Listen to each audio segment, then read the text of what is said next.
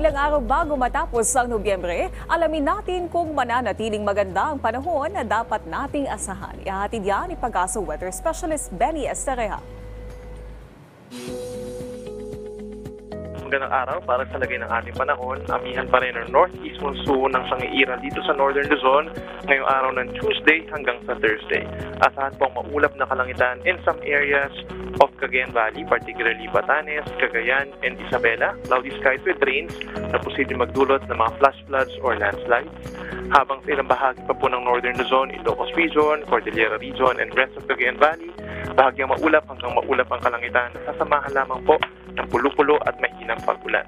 Meron din tayong asahang mga pag-ulan ngayong araw dulot naman ng easterlies dito sa Bicol Region, Aurora, Quezon, Northern Samar, and Eastern Samar, kaya't mag-ingat din sa mga baha at pagguho ng lupa.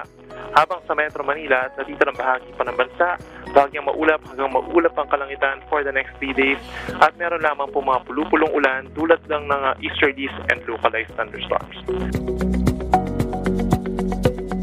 Lowest temperatures natin ngayong araw po, Tuesday, as of 8 in the morning, ay dito sa may Baguio City pa rin with 17 degrees Celsius.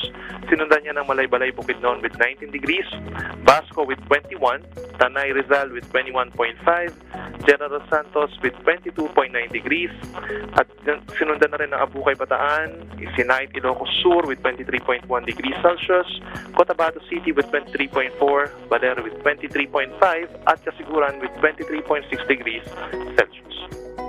Narito naman ang lagay ng ating mga dams.